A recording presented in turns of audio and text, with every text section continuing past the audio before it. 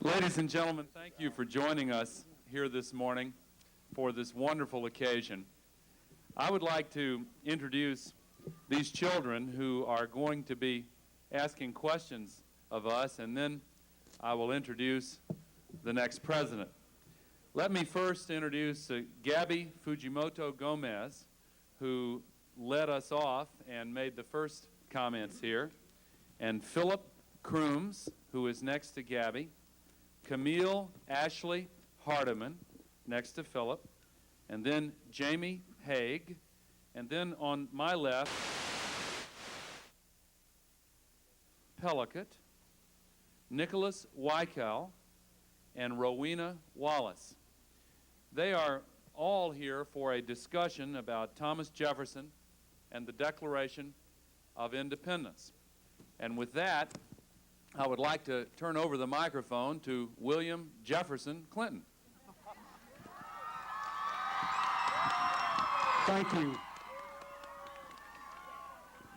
Thank you so much, and good morning. I want to say on behalf of Hillary and Al and Tipper Gore and myself, we're all delighted to be here along with our children, or my daughter and two of Al and Tipper's children, at Thomas Jefferson's home in the year in which we'll celebrate the 250th birthday of Thomas Jefferson. We wanted to begin here at Monticello, our inaugural week, not only because Thomas Jefferson was one of our greatest presidents, perhaps our most brilliant president, a man who, as Mr. Jordan was just telling us, read books in 7 languages, but also because he believed in the power of the ideas which have made this country great. As I'm sure many of you in this audience know, Thomas Jefferson wanted on his own tombstone that he was the author of the Declaration of Independence, the Statute of Religious Freedom for the state of Virginia, something that it's important to remark on this Sunday, and the founder of the University of Virginia, just a few miles from here. I think it's important, too, to say that Jefferson believed that all people were created equal, with a right to pursue life, liberty, and happiness, and that, as he often said, the earth belongs to the living, that it was required of each of us that we would have to change, and that each generation would have to change this country to meet the needs of that time. He even said that periodically we would have to revolutionize our country to keep the people in control. So we wanted to start here because we wanted one last bus trip before we took office, because our bus was a way of saying to the people of America, we want you to be in control. We don't want to be out of touch with you. We don't want to be a long way from you. We want you to believe that this is your government just as much as it's your country. And so we're ending this beginning of our inaugural with these fine children who wrote wonderful letters to the Washington Post and were selected from a number of fine young people who wrote letters to be here with us today based on their concerns for their country. They symbolize the people that Thomas Jefferson wrote for so many years ago in the Declaration of Independence. Thank you very much. Before the first question, I would like to also introduce the next First Lady, Hillary Rodham Clinton. And I'd like to introduce Tipper Gore.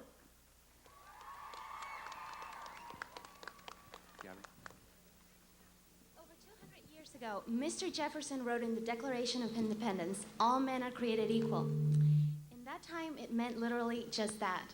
Now in 1990s, to ensure that all people participate in our democratic government, I proposed a program called America in my letter.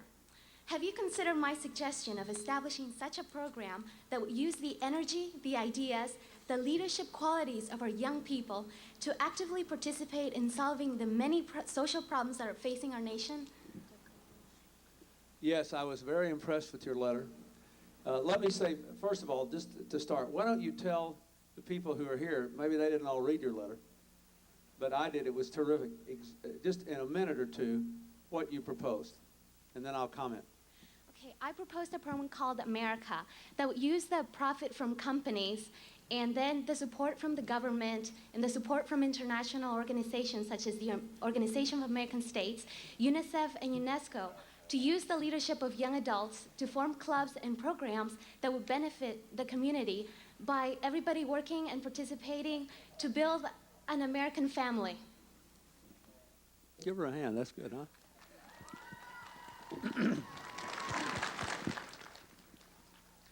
We are looking at two things that are very much like what you propose. One is a way of using community service to mobilize young people with support from the businesses and to give them a chance to earn credits to go to college, either after they're in college or before they go. I was very impressed earlier this year when I visited Boston. I visited a program called City Year, where young people from the inner city and young people from all around were working together. They were working with the elderly. They were working with the homeless. They were working with people who had illnesses to try to solve the problems of their community. And at the time they were doing it, out of service, they were earning credits for future education. So we want to do that. The second thing we're looking at is what we can do to help our cities deal with some of their problems on an ongoing basis by providing perhaps a little bit of a financial incentive from the national government to help to match with local private funds to put young people to work all the time to solve the problems of the country. I think it's a wonderful idea, and if we get it put together, maybe you can come and help us kick it off.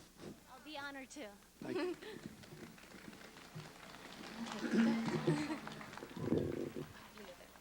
Philip, make sure you got the microphone up close to you there. Gabby, bring it up to him there.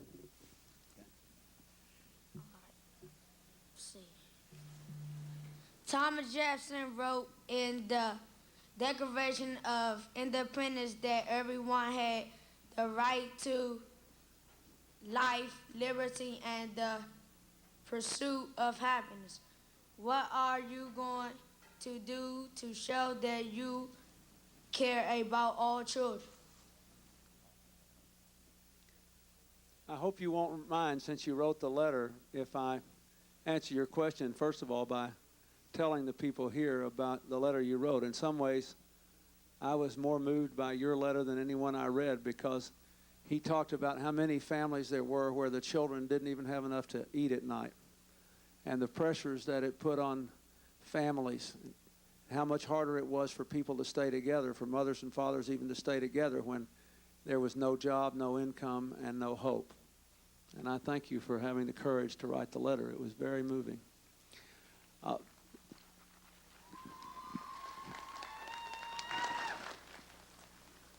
Let me tell you, first of all, we're going to try to create more jobs for people so they can pursue their own happiness.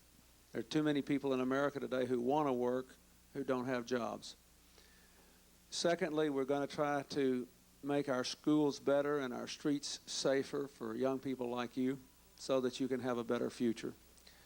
And thirdly, we have proposed some specific things which will help people who are poor, who are trying to do better, making the welfare system better, helping them to move to work from welfare, providing more income to the working poor by giving them a refund on their taxes, which will give them more money to feed their children and to support them.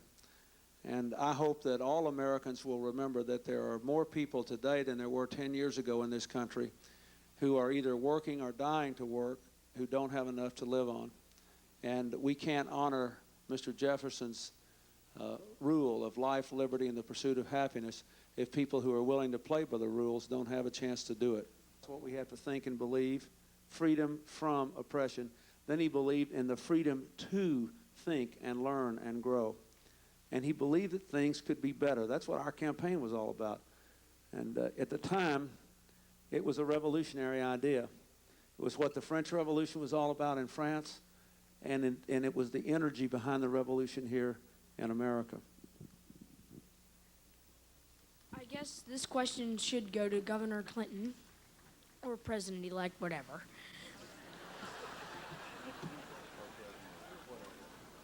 Whatever. If Thomas Jefferson was alive today, would you appoint him to a political position? If so, which one and why?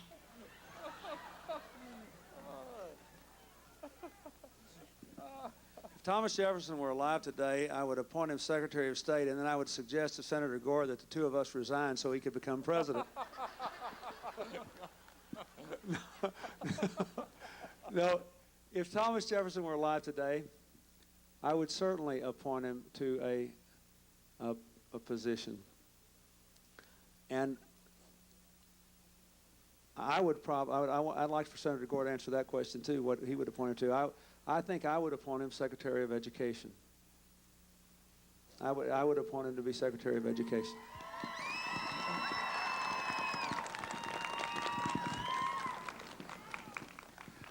I think that because of the unprecedented crisis confronting our global environment, I would seek his wisdom and energy and talent in helping to organize the kind of creative, effective response to this challenge that he brought to the challenges of his time. And he was keenly aware of nature and the relationship between humankind and nature.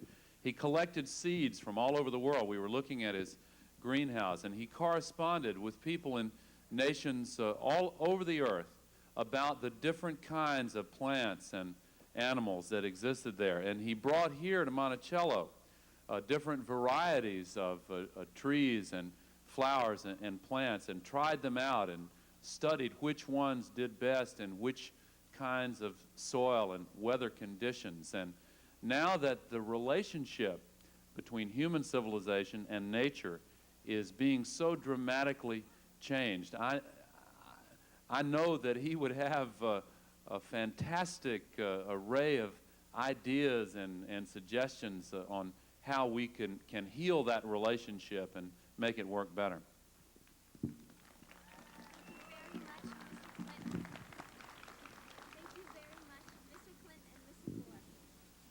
We can't. Can we? Yeah, take the other two real quick. Let's Come on. quickly do the Go to other the other two. two. Come on. Nicholas and then Rowena. Nicholas? Governor Clinton, why is Thomas Jefferson so special to you? Give him a hand. Didn't you do good?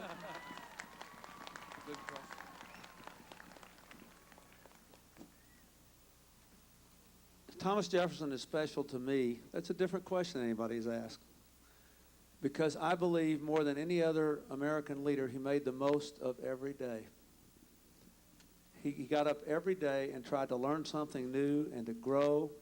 And he really tried to have a good time to the end of his life. You know, he lived to be 83 years old, and he was still trying to learn new things. We learned in there that up into his 70s, he rode his horse 6 to 8 miles every day and could ride up to 30 miles without getting tired. He did so many different things so well, and he made the most of every day. I wish I could do half as well as he did at making the most of every day. Rowena. President-elect Clinton, how do you plan to make your next 4 years similar to that of Thomas Jefferson? I plan to bring in the most gifted people I can find. I think we've done a good job of bringing in a brilliant and diverse cabinet. We've got a good, committed, young, and energetic White House staff. Most of them are about the same age Thomas Jefferson was when he wrote the Declaration of Independence, some of them even younger. We are going to have a very impressive array of people serving in those departments under the secretaries. And then I want to try to put together a program which will face the problems of this time. I want to be faithful to Jefferson's idea that about once in a generation, you really got to shake things up. You have to face your problems.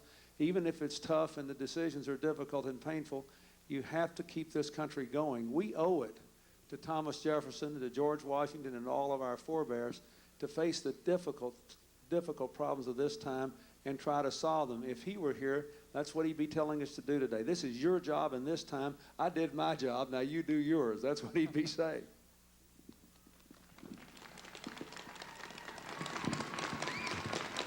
These were great questions. Thank you all very much for participating, and thank all of you for joining us here at Monticello.